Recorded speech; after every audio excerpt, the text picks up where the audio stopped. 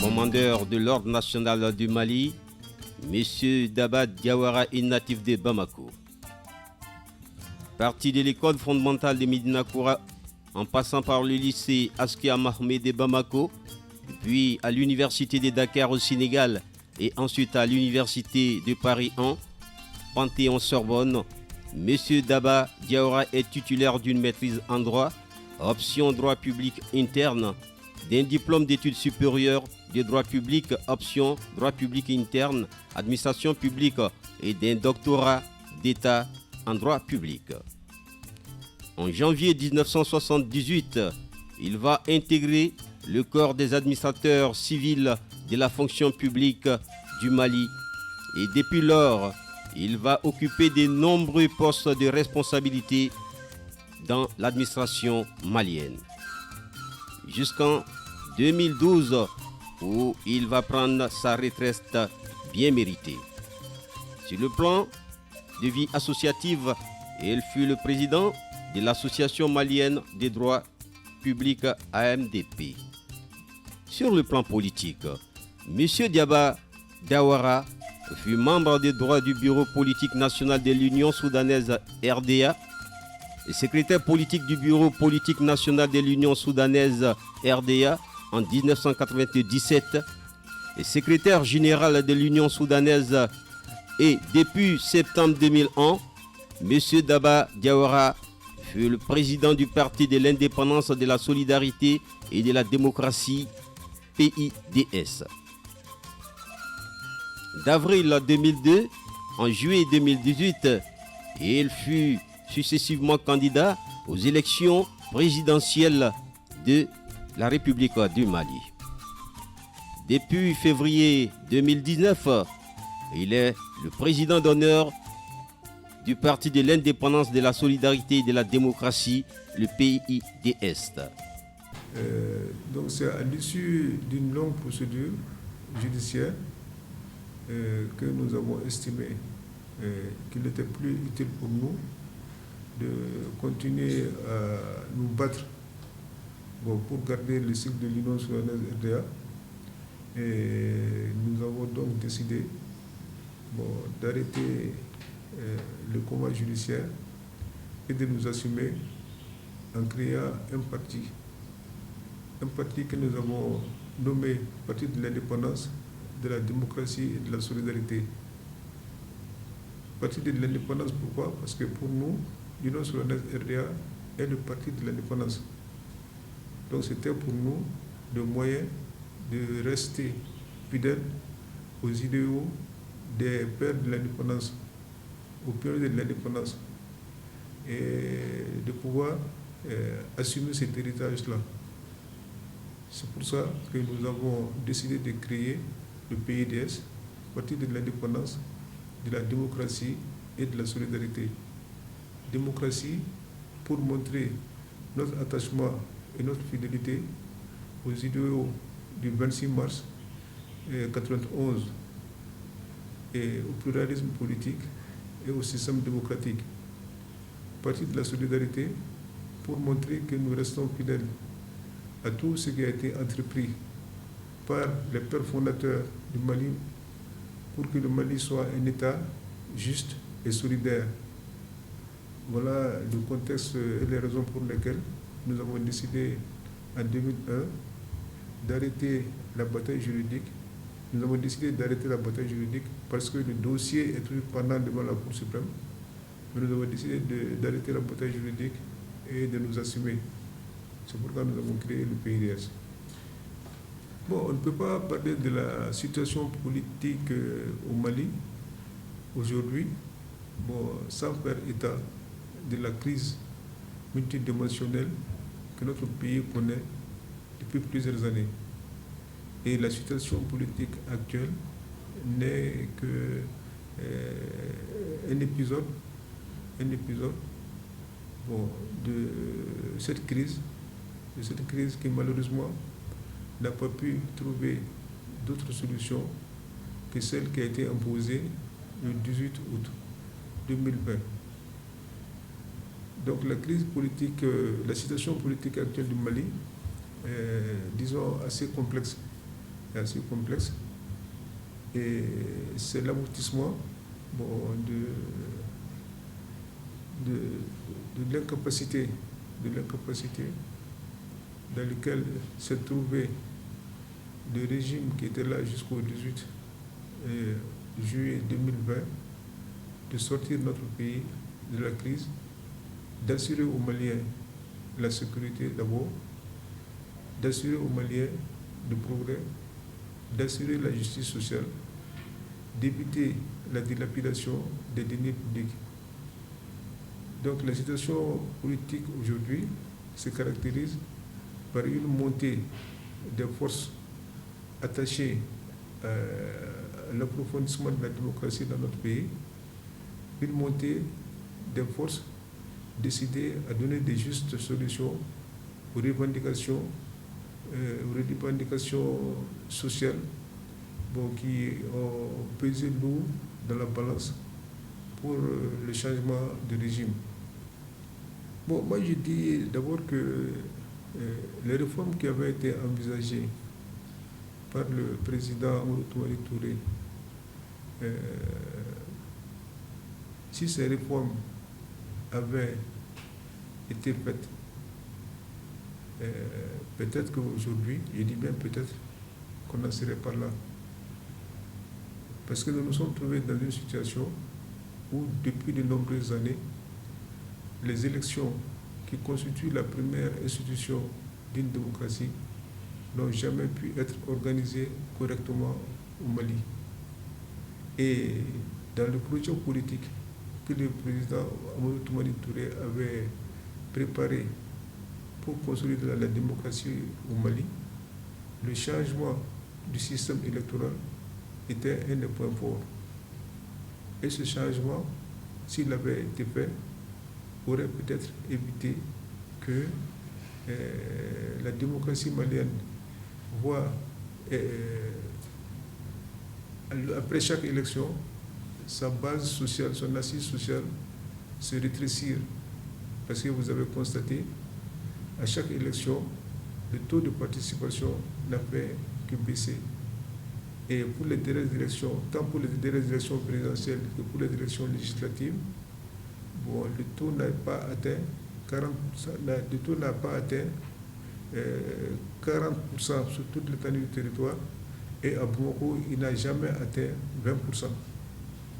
Donc ça, ce sont des grandes faiblesses de notre système démocratique, si on considère que la démocratie repose d'abord sur des élections crédibles et transparentes, dont les résultats sont acceptés par tout le monde. Comme vous l'avez constaté, déjà en 2018, les résultats des élections ont été fortement contestés, et les dernières élections législatives aussi, leurs résultats ont été également contestés. Il avait été prévu dans ces réformes-là de faire en sorte que la fraude et l'argent ne prennent pas une si grande place dans les élections. Et malheureusement, ces réformes n'ont pas pu être faites. Et le pays en est là aujourd'hui. Je pense que ce qui s'est passé le 18 août 2020, c'est d'abord, on a constaté la démission. Le président de la République a dit lui-même qu'il a démissionné, et par la suite, il a reconnu qu'il a démissionné volontairement. Et avant de démissionner, il a dissous l'Assemblée nationale et a mis fin au gouvernement Boubou Cissé. Tous ces actes-là s'inscrivent dans le strict respect de l'ordre constitutionnel. Il n'a fait qu'usage des pouvoirs que la Constitution lui reconnaît. Et le Comité national pour le salut du peuple a dit qu'ils n'ont pas dissous la Constitution, ils n'ont pas procédé à la dissolution, n'ont pas suspendu la Constitution. Si la Constitution est toujours en vigueur, je pense qu'il y a les moyens de rester dans l'ordre constitutionnel et d'organiser une transition qui peut trouver son ancrage dans le respect de la Constitution du 25 février 1992. Bon, je ne peux pas être prétentieux pour dire qu'il faut tel délai. Bon, moi, je pense que le délai, un délai minimum de 3 ans est nécessaire pour une raison toute simple. C'est-à-dire qu'aujourd'hui, toute la classe politique s'accorde à dire qu'il faut mettre en place une autorité indépendante de gestion des élections. Bon, vous l'avez dit, quand j'étais ministre de la réforme de l'État, nous avons fait une simulation pour voir le temps qu'il devait prendre la mise en place de ces institutions. Donc une administration indépendante qui serait chargée de l'organisation des élections. Et dans la simulation que nous avons faite, il faut un minimum de 2 ans, rien que pour mettre en place et rendre opérationnelle cette institution. Donc si on veut vraiment changer les choses, la première condition, c'est de mettre en place un nouveau système électoral. Un nouveau système électoral qui comporte une administration indépendante des élections. Et les simulations que nous avons faites ont établi clairement qu'il faut au moins 2 ans pour créer cette administration, l'installer partout au Mali, lui donner le temps de reprendre les listes et de préparer de manière vraiment sérieuse des élections démocratiques dans notre pays. Donc pour moi, 3 ans, c'est le minimum. Parce qu'en plus de la mise en place de cette administration, il y a beaucoup d'autres choses à faire. Et il faut que les Maliens se rencontrent, discutent pour beaucoup de problèmes. La révision de l'accord issu du processus d'Alger, par exemple, la mise en place de nouvelles institutions, l'élaboration d'un nouveau code électoral, d'une nouvelle charte des partis, etc. Tout ça, ce sont des actes qui vont prendre beaucoup de temps. Surtout qu'il faut tenir en compte aussi le temps de l'installation du pouvoir de transition. On ne sait pas maintenant quel sera ce pouvoir de transition, quel sera le format et comment il va fonctionner. Donc, le temps de mettre ce pouvoir de transition en place, lui donner une feuille de route, tout cela prendra beaucoup de temps. Et je vous ai dit, le seul exemple que je prends, c'est celui de la mise en place de l'autorité administrative indépendante. J'ai fait une simulation, nous avons fait une simulation au niveau du ministère de la Réforme à l'époque, et nous avons estimé qu'il faut un minimum de 2 ans pour créer et rendre opérationnelle cette institution et pour qu'elle puisse organiser des institutions transparentes et crédibles.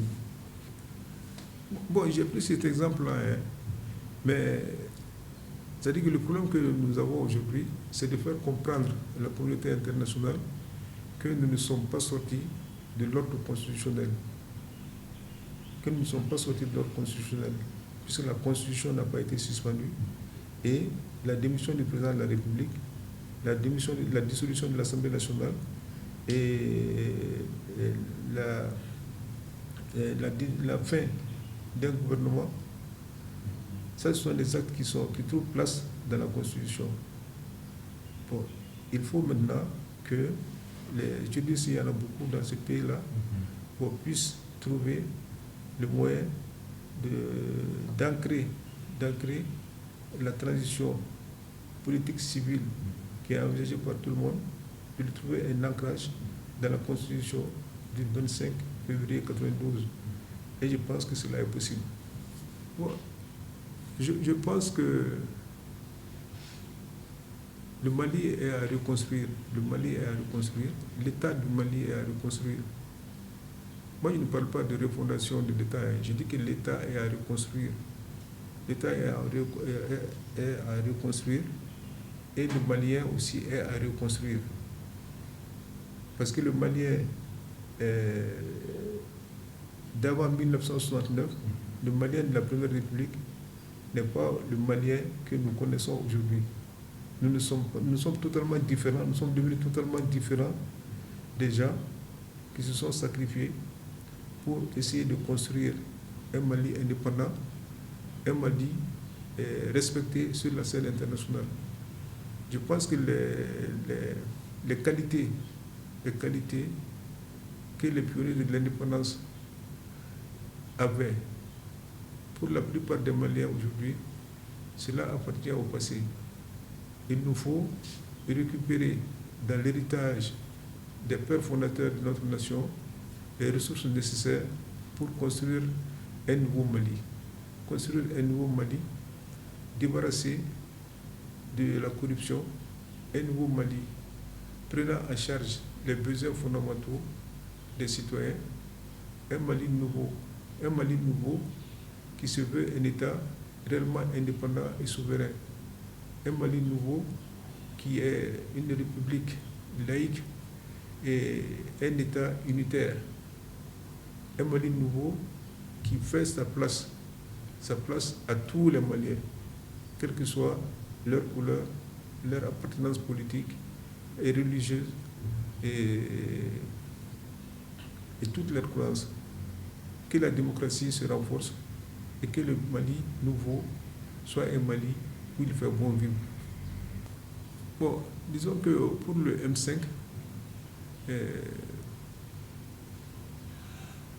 le PDS a participé à la création du M5 à travers le mouvement Mali Debout. Le mouvement Mali Debout était un mouvement qui a été constitué lors des dernières élections présidentielles pour soutenir ma candidature. Donc le mouvement Mali Debout est signataire de l'acte constitutif du M5 RFP. Et le PDS donc, a appelé ses militants à participer activement aux activités du M5. Mais le PDS ne fait pas partie du comité stratégique du M5. Le PDS, à travers le mouvement Mali Debout, est dans le M5, mais le PDS ne fait pas partie du comité stratégique du M5. Donc, nous allons, à notre manière et à la place où nous sommes, prendre notre part à tout ce qui sera fait pour que le Mali reste un État démocratique, pour que l'ordre constitutionnel soit sauvegardé et que le peuple du Mali puisse faire comprendre aux pays de la CEDEAO, aux autres États membres de la CEDEAO, que ce qui s'est passé le 18 août 2020 n'est pas une rupture de l'ordre constitutionnel. Puisque ce qui est demandé, c'est la mise en place d'un pouvoir de transition. Et je le répète, il est possible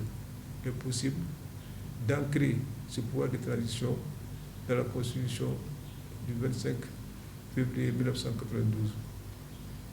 Dernier mot, M. le Président, votre salutation. Bon, dernier mot, c'est pour dire simplement que